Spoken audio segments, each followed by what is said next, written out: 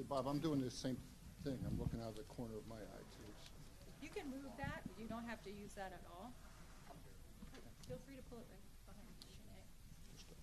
Just a freak Shanae out. I did that. And if they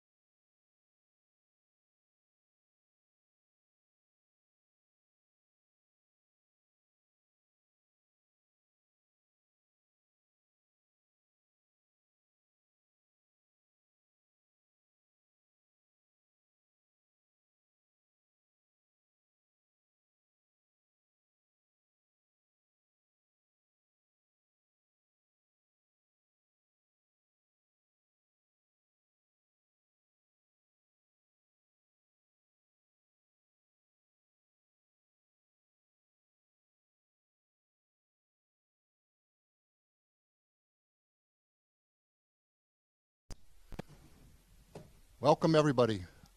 It warms the cold, dark recesses of my soul to see all of you people come out on a night like this. I want to thank you for that. My name is Bernie Pelletier. I chair the West Hartford Sustainable West Hartford Commission. It's a new commission. It was formed out of the Clean Energy Commission as well as the Conservation and Environment Commission. So I'm just going to give you a very brief introduction. As I said, I chair the commission. I want to introduce you to this lady here, Catherine DeVinny. She is West Hartford's energy specialist, and she is what I would call in the category of unsung heroes. She does everything from making sure that we don't pay too much for our utility bills, which you can all relate to make sure that we get into grant programs and things and programs like this. I'm joined by, I think I saw one of my fellow commissioners, Jim Fishman, somewhere. There he is all the way in the back. And we have Michael Coca, who is on a working group and is working on the energy groups, part of this effort here. So I'll just give you a couple words of introduction to the Sustainable West Hartford Commission. That next slide. Let's see. Oh, well, this is... There we are. So the Sustainable West Hartford Commission really does clean energy. That's where I came from. But we've branched out on everything that involves sustainability of our town of 65,000 residents falls under this bailiwick. So sustainable land care, so that would be trying to reduce the use of pesticides, make sure we don't have too much flooding, that we plant pollinator species, all that would be there. A key project for our group is how we handle waste, how we handle trash, how we handle food scraps, how we handle recycling in our town. It's actually an incredibly urgent thing that we have been working on really, really hard. We have a communications group, so I'm heartened to see all of you here. After, I would love to find out how you heard about it, so we know how to reach you again. And you see a question mark over there. The question mark means we're looking for other things to branch out into. And I would say any of you, after you learn all about batteries and all about solar, which you will do very quickly, if you are interested in working on any of these topics, find Catherine right after this meeting. Yeah, feel free to come talk to me. I'm a part-time town employee, and my office is here in the town hall building. So I'll stick around after the meeting if anyone wants to come talk to us. Like Bernie said, this commission is a brand new commission. It has several working groups, and we welcome participation in those working groups. Got some folks in the back. I think we have a few more chairs.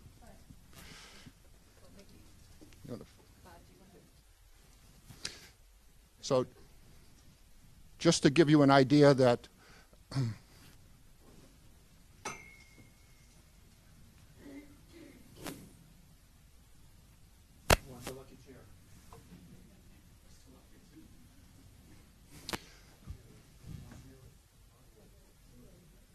okay, we're getting some more picks.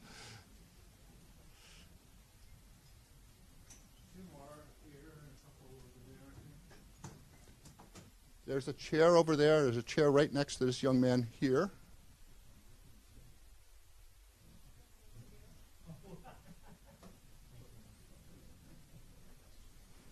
Two chairs over there.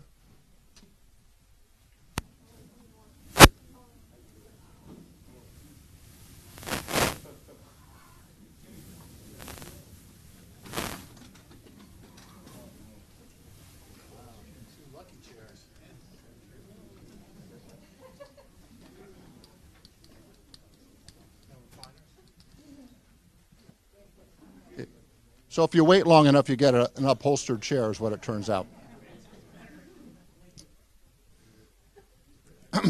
Just to let you know that we have in West Hartford a clean energy plan. This is the sort of the cover page of that plan. And you can see here, we aspire for our community to be renewable, to be fossil-free, if you will, clean energy by 2050. That's an aspirational goal. And what we're doing here tonight is part of what it's going to take to get us to that aspirational goal. Just to let you know, what you're going to participate in this evening is actually part of a long series of similar projects. So we've had Solarize West Hartford in 2013. You may not know this, we actually at one point in 2014 took an infrared photograph of every residential building in town to see who was leaky and who was efficient. That was quite a program. We've had numerous energy efficiency and installation webinars. We've reached out to small business. Every year we have at least one electric vehicle event. We've had solar webinars. Chimay, sitting right here, has helped us with those. And we've also had a discussion fairly recently about the possibility of more solar canopies, which is parking lot solar in town. And our most recent campaign, which ended in 2022 and was wildly successful, was a Heat Smart campaign where we talked about what it takes to either replace or supplement your heating system with a heat pump. We got over 600 participants got their homes audited, and over 100 heat pumps were installed. So this evening, I'm going to turn this microphone over to two wonderful people that I've known for a long, long time, and they're going to talk about the latest addition to this series of outreach and education events called PowerSmart. So, no further ado, I want to introduce Bob Wall. And is Patrice speaking tonight, or is it? She probably will chime in at some point, but I think even before we get to that, we have a special presentation. We're coming up on Oscar season, so we thought we'd start with like a video presentation. It's not from Hollywood, but you may recognize one of the voices in this. If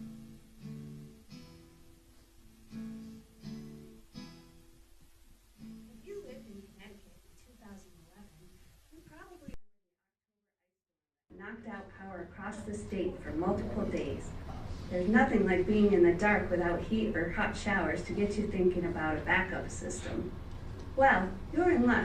Incentives from the federal government and state are making battery storage systems more financially attractive.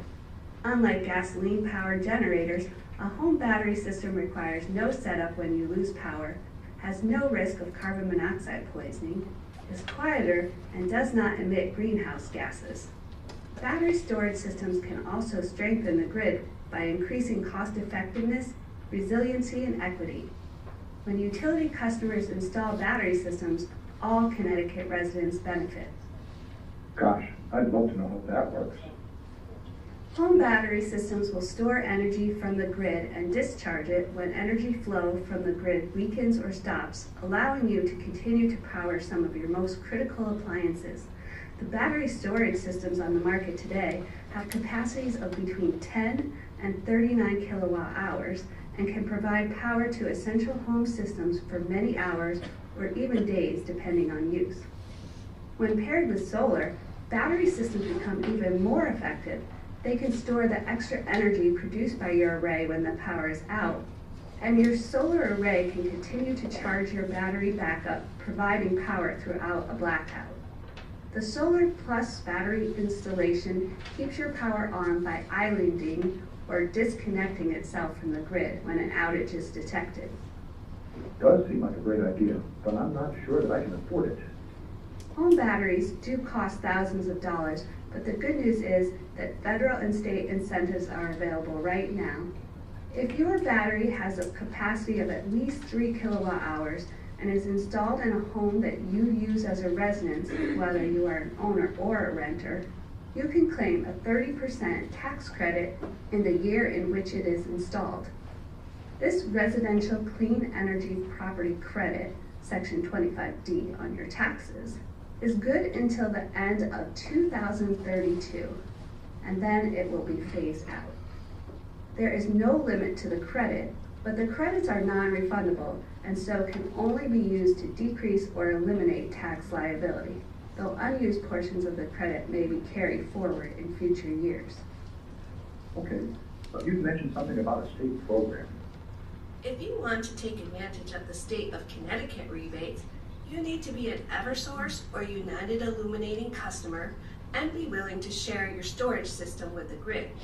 The program, called Energy Storage Solutions, provides an upfront incentive and a performance incentive. If you purchase and install qualifying systems, you will be eligible for a rebate up to $16,000. The standard incentive is up to $250 per kilowatt hour of battery capacity. However, customers who meet low income limits can receive higher incentives of $600 per kilowatt hour, and those who live in underserved communities now have access to incentives of up to $450 per kilowatt hour.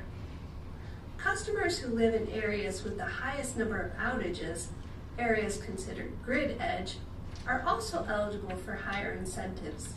These qualifying households earn 50% higher incentives. To see if you qualify for these incentive adders, visit the links on this page. The performance incentive is received after each performance incentive season for the first 10 years. and it is based on the average power your system provides to the grid during critical times. Imagine that, the electric company pays you. So how do I share my system with our utility? To participate in the program, you must allow your system to discharge evenly between 3 and 8 p.m. daily during summer and winter events. The utility will send your device a signal the day before and then discharge up to 80% of your battery over a period of 5 hours per day. No matter the time of year, they won't draw power from your battery 2 days before a predicted extreme weather event, so you'll be charged up and ready to go if the power goes out. To learn more, visit pacecleanenergy.org. To help your town run a community battery storage campaign, email us at PowerSmart@smartpower.org.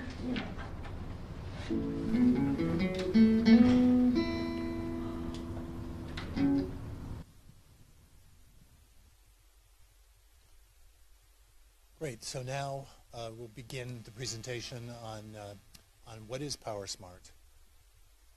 And I wanted to thank again Catherine and Bernie in particular and their colleagues for hosting us tonight, and thank you all for turning out on this chilly evening. We're especially gratified to have a standing room only crowd. I think that's a first for us, but next slide. So just a quick overview on what this program is. It's based on Solarize, which Bernie mentioned is something that West Hartford and many other towns across the state have done in such that it's a community-based 20-week campaign to promote residential battery storage plus solar. In the old days of Solarize, we used to have a tagline that said solar, simple, together. Once we added batteries to the mix, we realized the simple didn't work quite as well, but we're going to try to explain it. And I also wanted to mention that residential not only includes owner-occupied homes, but it includes multifamily homes. So that's another opportunity for the city to take advantage. And all the programs I'm going to be talking about tonight have counterparts for commercial customers. So whether it's the Town of West Hartford itself or local businesses, faith organizations, or others, the same programs can take care of people. They have slightly different provisions. This program, PowerSmart, is funded by the U.S. Department of Energy, and we're part of a team that's led by academics at Yale and NYU who will be studying the results of our campaigns to help the federal government better understand how we can ramp up battery storage across the country. So West Hartford is one of only 28 towns that will be blessed with this campaign. Next slide. So just the solar is going to be a little briefer than the batteries because I figure a lot of people are familiar with it. But just in case, we have with us tonight Shimei Mejias, whom you may know from previous solar presentations, and she's going to answer all the tough questions that are over my head for both solar and battery storage. She works for Earthlight Solar, and the original program in the state was administered by the Connecticut Green Bank. That was so successful, they met their goals, and the program was sunsetted at the end of 2021, and a new program was born. This one is called Residential Renewable Energy Solutions, and this program is now administered by the two electric utilities, Eversource and UI. The old version of net metering has also retired, and there's two new options that have replaced it. And why don't we go to the next slide? And you're probably all familiar with the benefits of solar. These are kind of my top three. Number one is cost savings. You can reduce your monthly electric bill and protect yourself against rate increases. We all have sustained periods of shock every time the first of the year and the middle of the year come around and they announce the rates are going up. But when you have solar, you're essentially capping those costs for a long, long period. And study after study has shown that if you put solar on your house, you actually increase the value of your home. So it's another great form of investment. Not only you'll be saving money month to month, year to year, but when you sell your house will be worth more than an identical house next door that doesn't have solar. And last but not least, you help the environment because a lot of our conventional power is produced by plants that burn coal and oil, not so much coal in Connecticut, but elsewhere in the country. And so we're helping to reduce greenhouse gases and other harmful emissions, and also reduce water consumption associated with the power production. There are basically 3 key criteria for determining if your house is suitable for solar. The orientation or the direction that the roofs face. If it's south, east, or west, or any combination of that, chances are it's going to be pretty good. If you don't have that, like sadly I do not. I've been preaching solar across the state for 20 years, but I can't put it on my own house, unfortunately, because not only the orientation is wrong, but I have a lot of tall trees surrounding the house. And that's the second key criteria. You want to be free from shade, whether it's from a tree, your chimney, or multiple roof sections that cast shadows. You don't want that going on to the panels and reducing the amount of sun that can produce electricity. And finally, the age of your roof is important. It depends on how long your roof is good for over the shingles. Typically, installers like to see a roof that's under 10 years old in terms of the shingles. Otherwise, you'd have to take the panels off, and that would cost money to take them off and put them back on. So those are the 3 basic criteria, but any installer can address other questions. Sometimes the steepness of your house, it probably wouldn't preclude you from going solar, but it might add to the cost. And speaking of cost, this is just to give people a ballpark. When we started doing this, the price per watt was around $5, so it's really come down over the past decade. Thanks in large part to the Solarize campaigns, which created a lot of competition and raised awareness, and a lot of people were adding solar. We have over 50,000 houses in Connecticut that have gone solar. So this table, I don't imagine everybody can see this, but it provides you with the original cost, and then there's a 30% federal tax credit. So whatever the cost is, you get a tax credit equivalent to that, ranging from, say, $8,000 on up, or actually I'm reading the cost after the tax, so $5,000 or $6,000 on up, depending on the total cost of your system. And you can see from the column on the right, and if you can't see it, we're going to be sharing this with our friends in West Hartford, and you'll be able to access this, so all the things in too fine a print you'll be able to read. I mentioned net metering has changed from the early days. There currently are 2 options. One is called buy all, in which you sell all the electricity that you generate from your solar system, and you buy all of your electricity at an agreed price from the utility. However, if you're considering getting a battery, whether it's now or in the future, you definitely want to choose netting. And I would talk to an installer about this option. I understand that the vast majority of customers are choosing netting, which is fairly similar to the original net metering. The biggest difference is that instead of getting a kilowatt hour for kilowatt hour offset, you're now getting a $1 credit offset on your bill.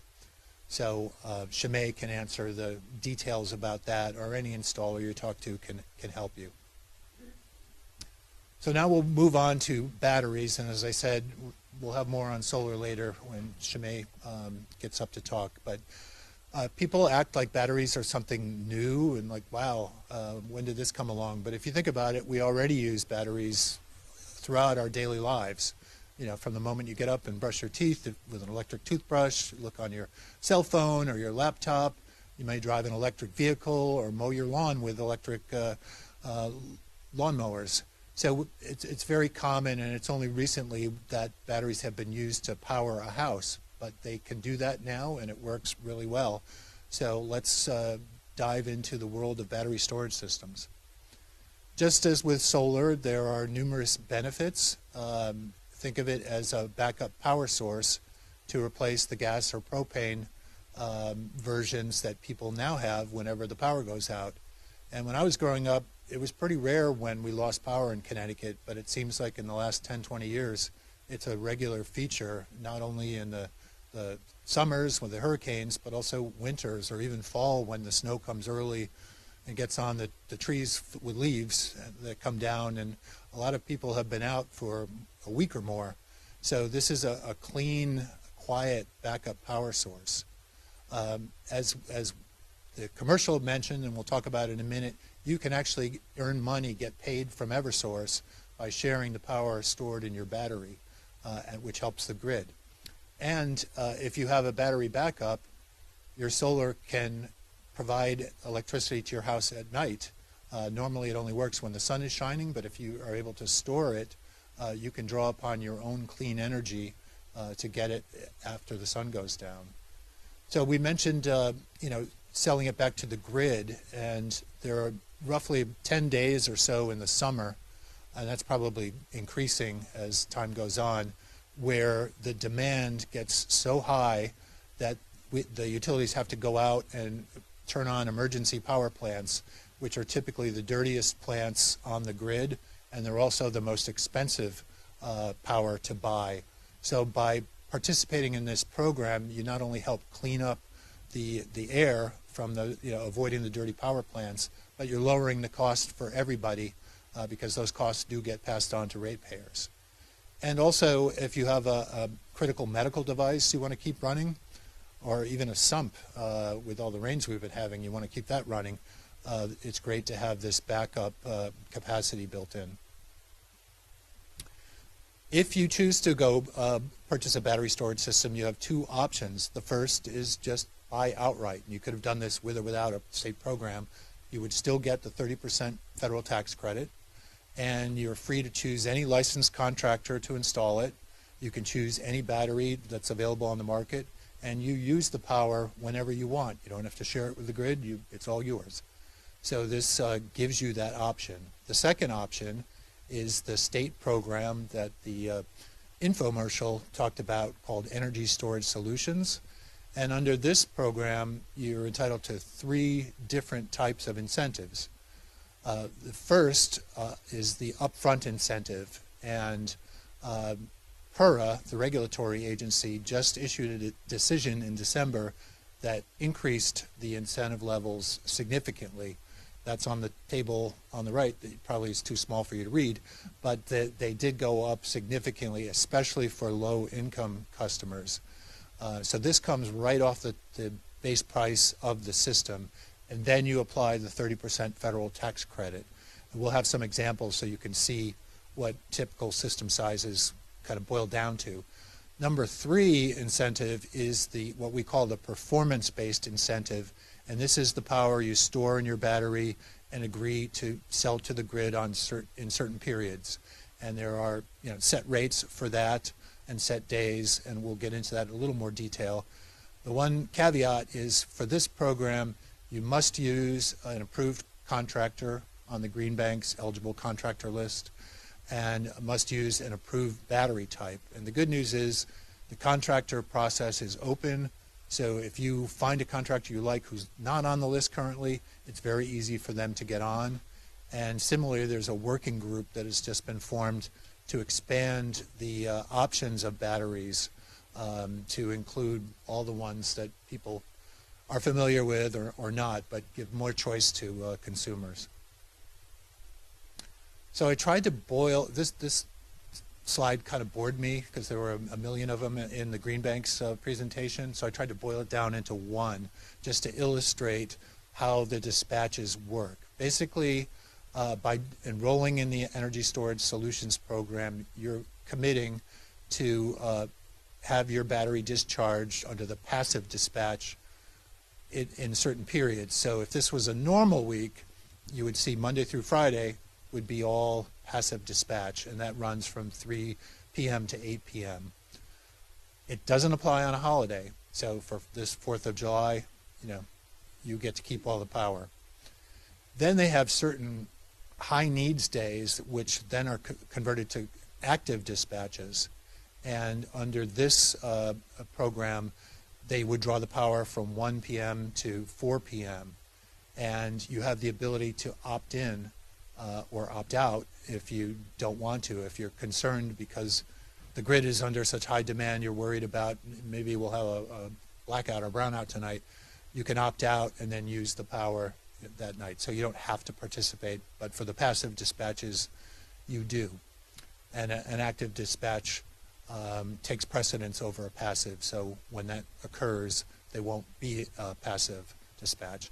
And the last exception is if there is a storm that could threaten the reliability of the grid, predicted within 48 hours, they will not draw from your battery because they know that you might need to use the stored power as a backup generator.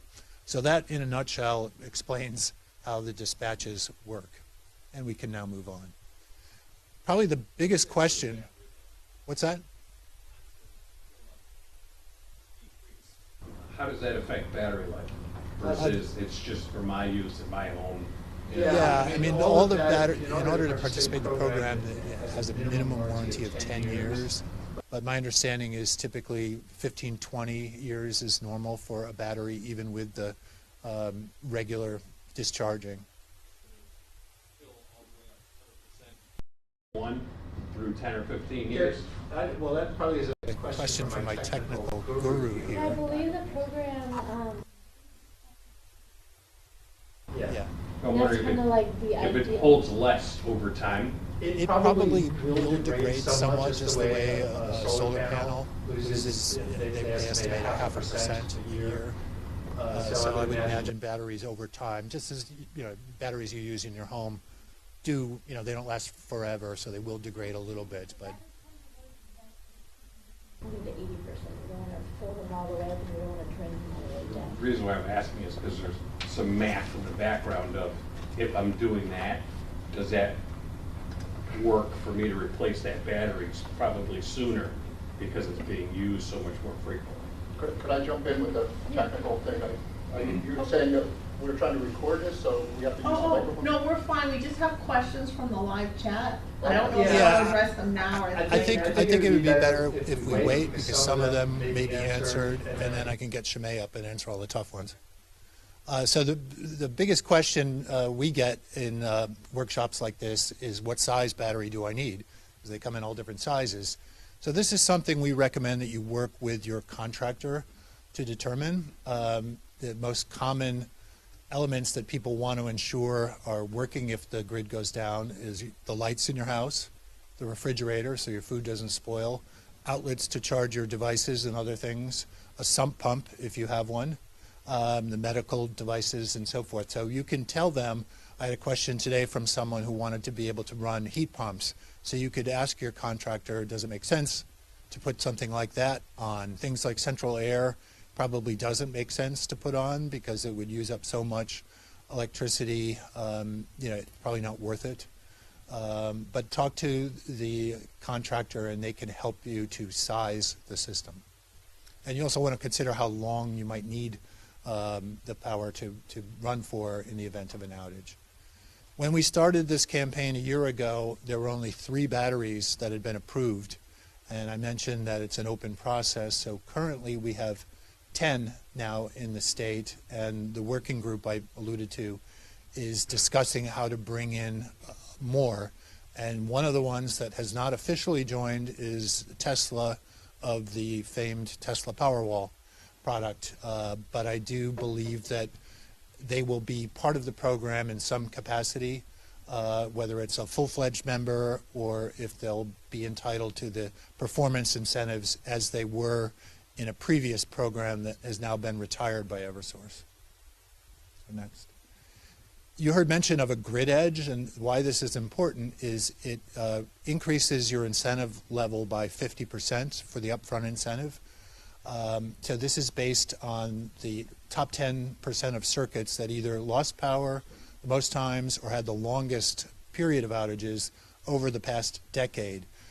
We did a kind of a screenshot of West Hartford, and you can see not all of the town is eligible for this, but in the center and the kind of southeast corners, there seem to be some bans.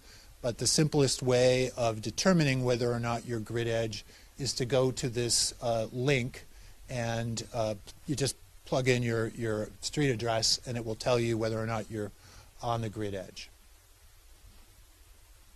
So just to give an average cost, I think I'm going to pass through this, but I just wanted to point out that there is a calculator that was developed by the Connecticut Green Bank at this link.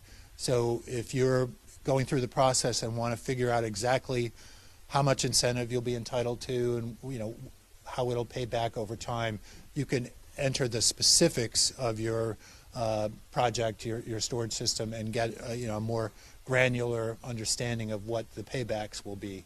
But we have some slides coming up that will actually talk about it. So here is an example of what's called a small battery system, and these are sold in two different denominations, the kilowatts and the kilowatt hours, because there's a difference between the power and the capacity. But the incentive up front is based on the kilowatt hours.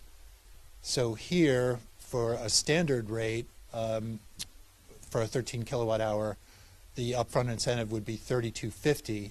And if you were low income, not on grid edge, it would be all the way up to $7,800. But if they were low income and on a grid edge, there would be 50% on top of that.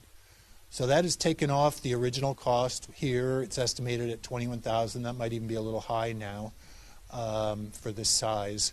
But then you would apply the federal tax credit of 30% and reduce that. You get that credit in the year that the system is installed, and if you can't use up the entire tax credit, it will roll over until you use it up. And then finally, there's the performance-based incentive, which is paid out seasonally, but there's a summer season and a winter season, and you get the incentive over a 10-year period.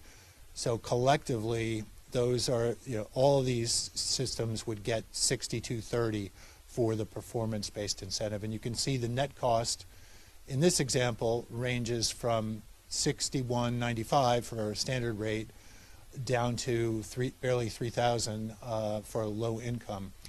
And I will say that we had a speaker in Mansfield in December who installed solar plus storage, and in his example, he mentioned that he got his payback, or expects to get his payback by year 8. So it's clearly better than this, which is showing a deficit after 10 years. And I think with the new incentives, that will be even faster. And you can see that the next slide is a so-called medium battery system. It's literally double the size of the first example. But here, it's barely more than the previous slide, even though the original cost is $35,000 versus $21,000. So just the incentives kick in more, especially for the low-income customers. And the total incentive was raised from $7,500. It's now $16,000. So in this example, the low income is almost up to the max on the $16,000. If they were in a grid edge territory, it would kick it over, so it would be limited to $16,000. And it also can't be more than 50% of the total cost of the system. But the same principles apply with the federal tax credit and the 10-year estimate. In this case, because it's a bigger system, they're getting double the amount of incentive, which really makes this more affordable when you compare it to conventional generators.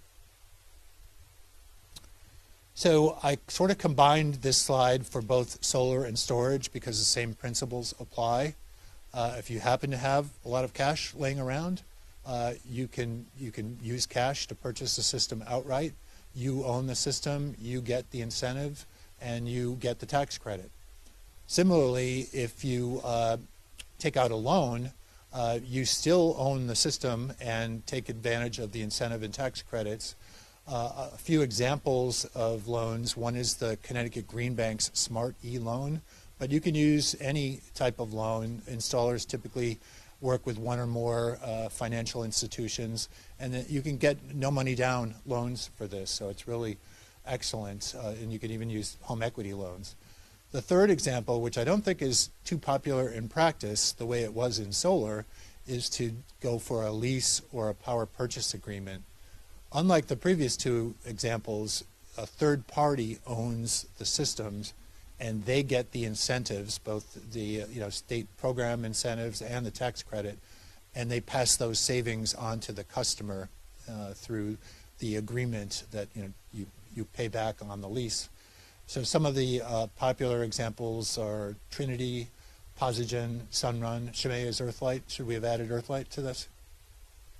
Do you guys do financing of batteries?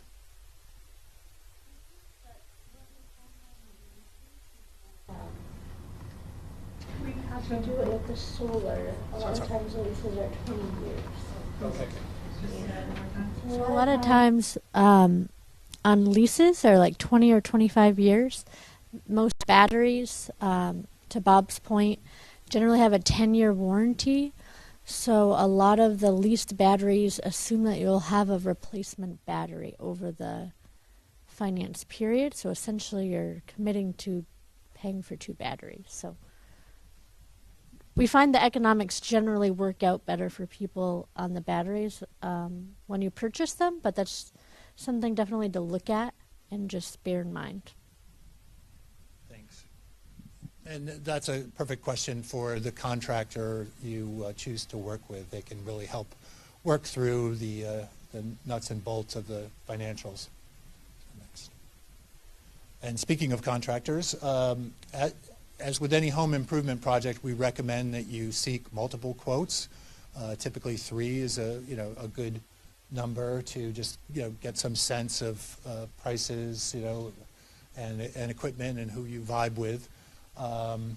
If you're planning to enter the Energy Storage Solutions program, you have to work with a contractor on their list as well as equipment. But if you're just going solar, you're not bound by that. So the next bullet has a link to the eligible contractors for the program. Another simple way that many people have utilized is an online platform called Energy Sage. And this is a place where you could just enter your name, address, and a few basic items, and then you can receive multiple quotes through this portal. This was developed through a grant from the U.S. Department of Energy, and it's non-binding, there's no cost, but it just helps you get a start without doing too much legwork. Or you could ask a friend who has solar or storage. I'm going to ask a show of hands. How many people here already have solar? So it's a good number. Does anyone have a battery storage system? You do. We might want to talk to you about giving a testimonial here. But yeah, talk to your friends, neighbors, and they can help answer some questions too. They might have somebody that they loved working with or didn't love working with, and that will help you get off to a good start in finding the right contractor. So we have a website whose URL is PowerSmart West Hartford, no spaces in there, .we with 2 E's, .green. And there is also a place where you can find out if solar storage is right for you. It doesn't tell you, but it puts you into the system, and then either Patrice or I or a technical consultant will follow up with you and help answer questions and point you in the right direction. This website will also list upcoming events and testimonials, and also include press releases and videos and other resources. We have some wonderful booklets. They're in front of Shemay, we're told. They were in front of Shemay. We're going to have to check your bags, miss. Anyway, this is one of a series of 6, I believe, that was created, 7, that was created by our friends at People's Action for Clean Energy, which Bernie is one of the mainstays, and they created that wonderful infomercial we started out with. But we're going to have this on the website. So these are really informative consumer booklets, both on solar and battery storage, that we highly recommend. There's also lots of other information on this website. So thank you. And next. So coming attractions. We're pretending this is really like a movie theater. In a few weeks from now, February 22nd, there will be a virtual-only info session led by our friends at the Connecticut Green Bank, who are one of the co-administrators of the battery storage program. I mentioned that in December, a lot of changes were handed down by PURA which not only increase the incentives but are going to open up the technologies and other aspects of the program. So this will be very informative, straight from the horse's mouth. So if you can sign up for this if you're interested. And this is focused on battery storage, not solar. Just a word to everybody, but this is coming up, and we'll be promoting this through West Hartford and our other PowerSmart towns. So last, we have we're just going to quickly go through this, but again, we're going to send this to West Hartford, and these are important links for you, both on solar, and the next one is on battery storage. They also contain email addresses for the people who run the program. So if you have questions that we don't answer here tonight or that come up as you go through your process, we invite you to contact either, in this case, Eversource or the Connecticut Green Bank to address those questions.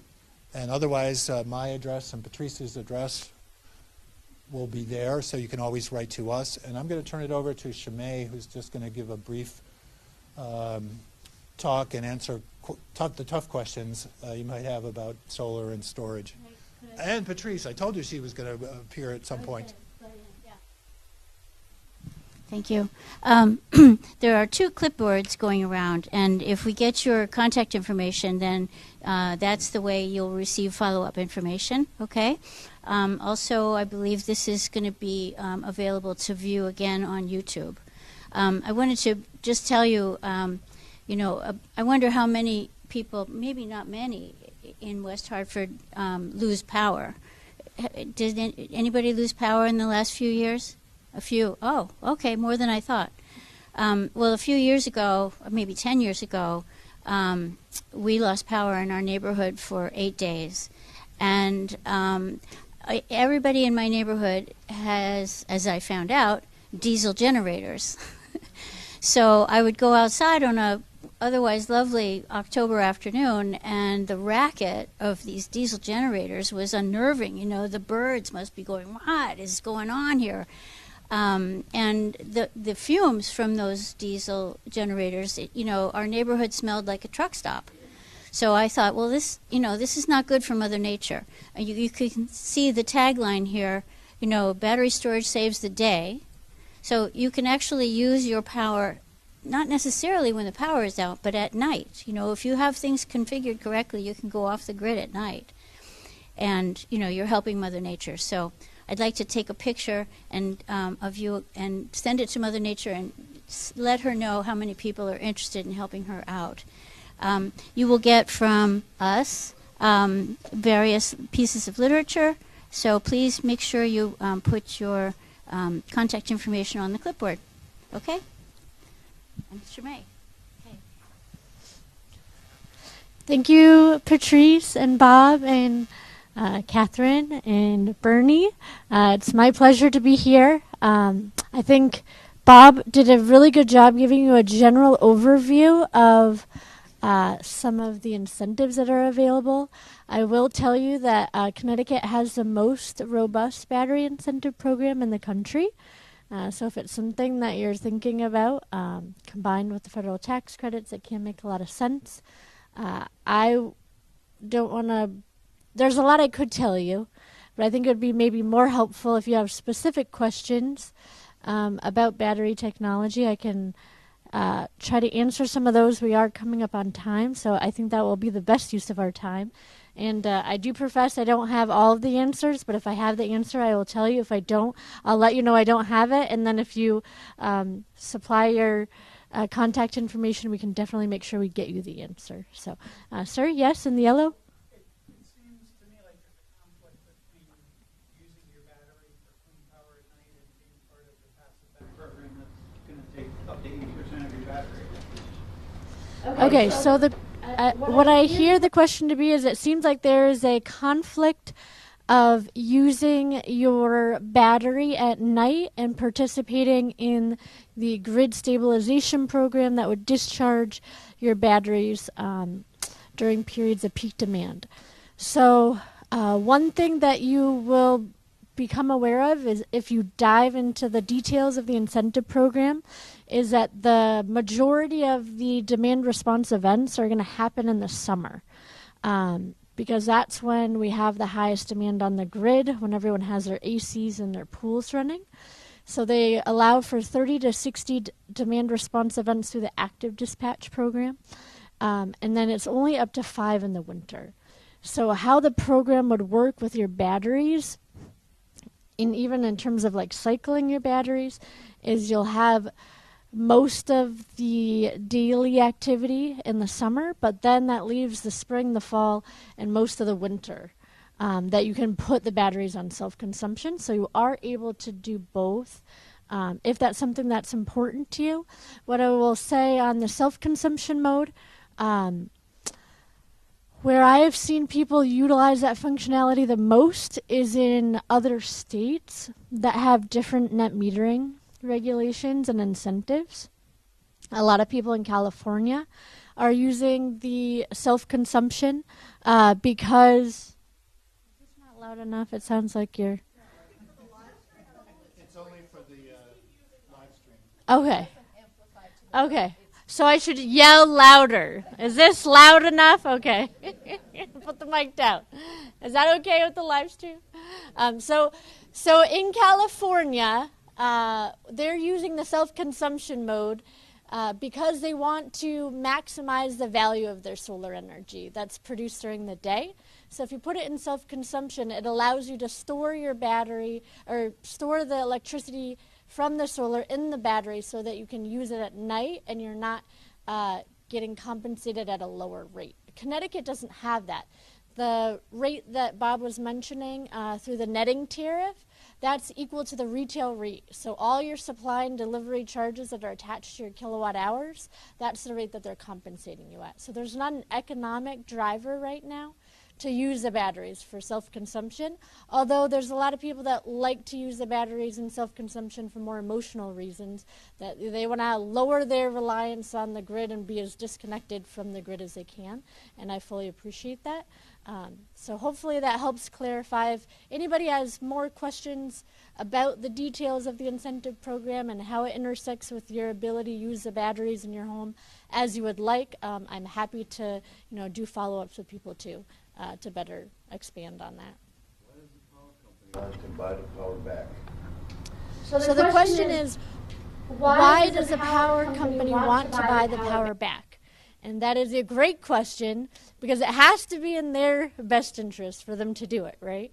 And so what Bob was saying earlier is that it's very expensive for the utilities to purchase power during periods of peak demand because they have to bring on power plants into the grid that usually are not online, and that's a very expensive power acquisition cost for them. So it's actually more cost effective for them to pay solar and battery owners to store the electricity coming off the panels from the day and be able to discharge that power at night when more people need it. So there's something on the grid called the duck curve that they're trying to even out by adding the batteries to the solar, and that's why they're running this incentive program.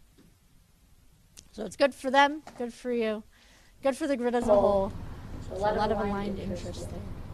Can we take an online question? Jen has a couple of questions from We have 5 or 6, but we can pepper them in. So the first would be,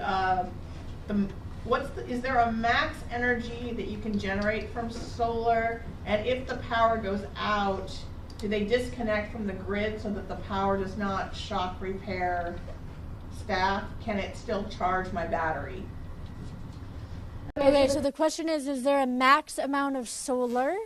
And is there a way to disconnect from the grid but still use the solar when the grid goes down? Did I understand the question? Okay, now can I remember it to answer it? So yes, there is a design consideration with the solar and the batteries of how much solar can be attached to one battery. So that's something to be aware of if you would like to go with the batteries and you already have solar. The great thing about adding batteries to a existing solar array is if you have solar in Connecticut, chances are you're grid tied, which means that there's an automatic disconnect as part of your system that shuts off your solar when the grid goes down and means you cannot power your house with your solar energy. When you have the batteries, it allows a place for the excess power from the solar to go into, and therefore you can disconnect from the grid and create a microgrid with your solar and the batteries. So if you lose power in the summer and your solar panels are producing more power than you need, you can actually go weeks to potentially months. You know, if we got a lot of sunny weather and you got a major grid outage, you know, you can go a long time with the solar and batteries together. Is there a maximum on the size of a solar system only that people could? In Connecticut, there is a a 25 kilowatt AC cap on the residential side. That is a design limitation. And can they go over 100% of their usage? You can go over 100% of your historical usage. The utilities have very specific allocations, so you can go up to 105% of your highest 12 consecutive month usage history over the last 5 years, plus specific allocations for the future intention of heat pumps and up to 2 EVs. So you can add about 10,000 kilowatt hours to your historical usage if your intention is to power heat pumps and EVs with the additional solar. Yes, sir. Could you explain the rate that when the EverSource fills up your battery, what rate you pay, and when they draw the power out of the battery, what do they pay you there? So one way you're paying to fill it up, and what rate do they charge you to draw out? So is they're equal, or they pay you out at a lot higher of a rate than they charge you? It does definitively help. And the other thing, so right now we're generally talking about solar and batteries together. I believe you can also just add batteries, right? So the economics are going to change whether you're doing solar and batteries versus battery only. Battery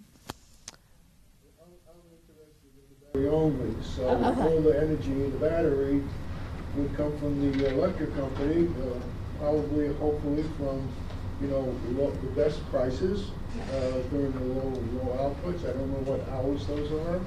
But if they fill up the battery when it's cheap and take it out when it's expensive, that's wonderful. Depends on how big that gap is, okay?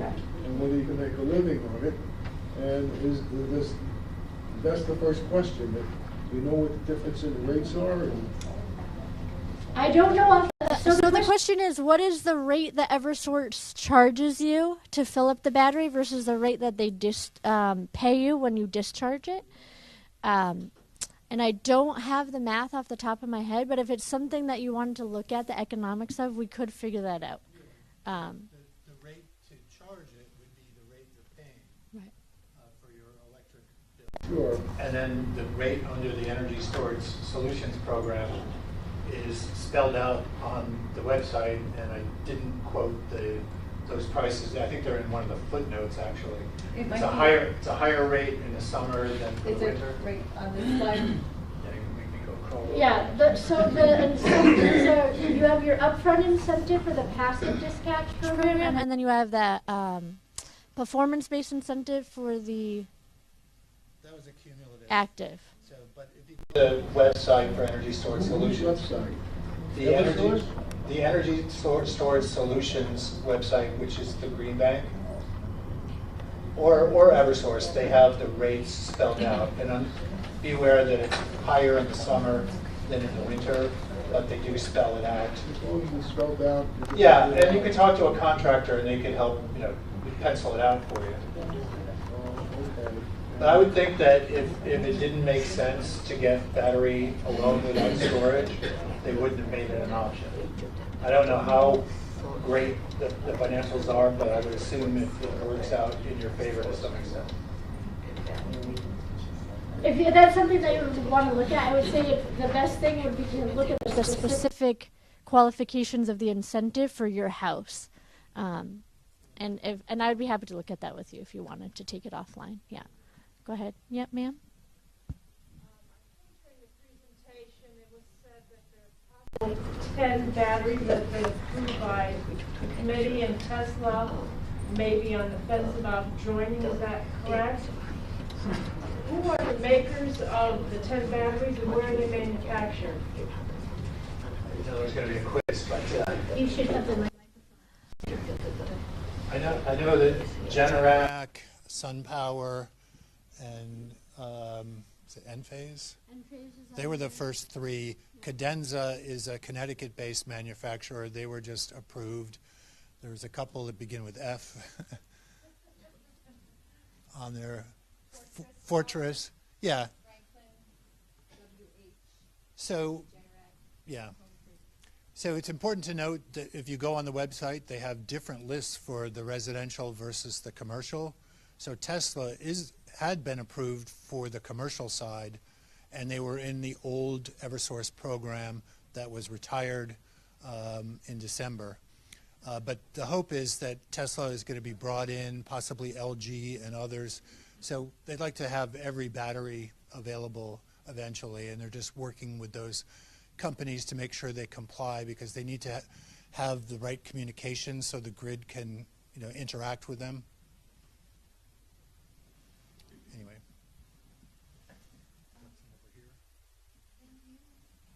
Solar battery backup without the solar panels. Yeah, that was just this question asked. Yes, it is possible. Because we're in the process right now of getting the permit for a gas generator. And we're now thinking maybe we'll stop it and do solar. But we don't have solar panels. So the question is, can you do the batteries and participate in the Connecticut incentives without solar? And the answer is yes. That is a possibility through the program design. Yep. And you can even add the battery storage if you have a conventional generator, and they would power different items. I'm not going to buy those. Yeah. But some people have a conventional and would be interested in getting a battery. Your gas generator would charge the battery. Oh.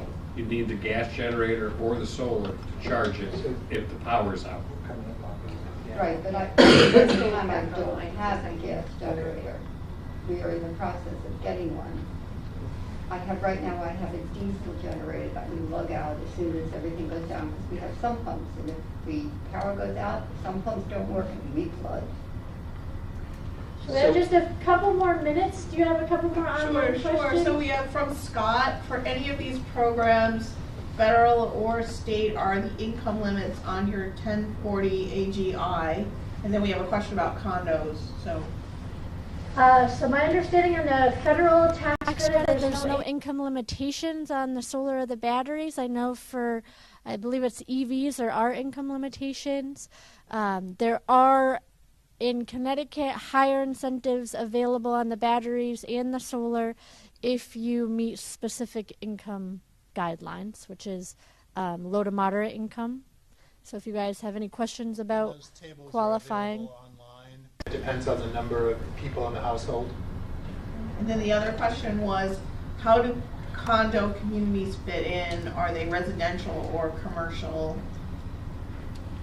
My understanding for condos is a lot of times they would fall under the residential program.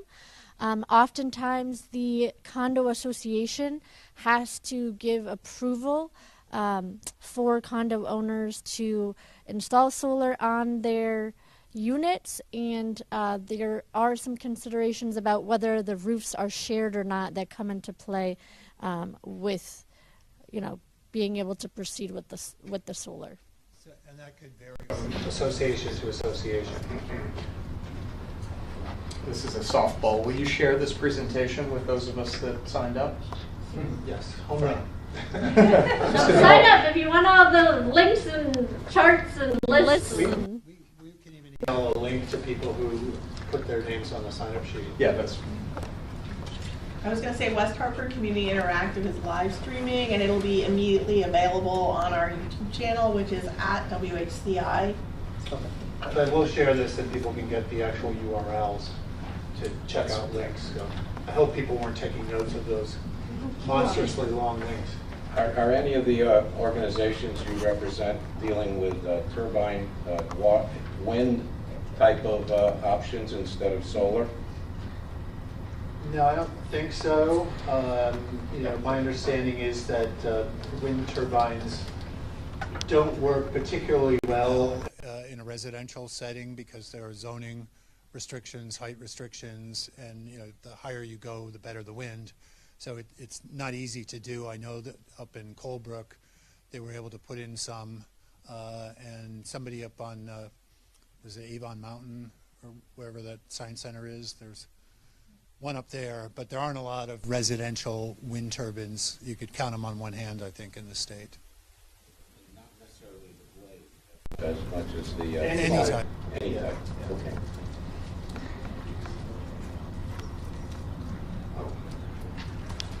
So we're coming up we're after 7:30. But I will stay around if anyone has any other questions, or if anyone wants to set up a follow-up to answer specific questions, I'd be happy to do that. I'm Shemay Mahir here with Earthlight. And I have cards on me if anybody wants my contact information, including my phone and email. It's shemay@earthlighttech.com. And when we send this,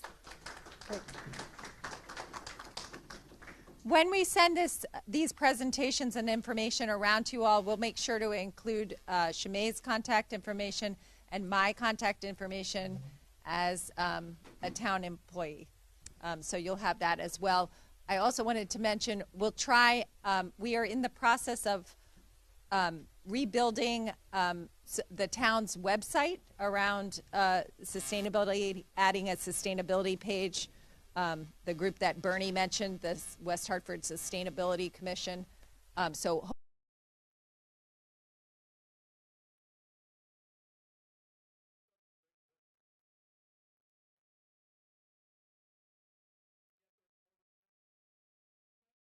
for coming.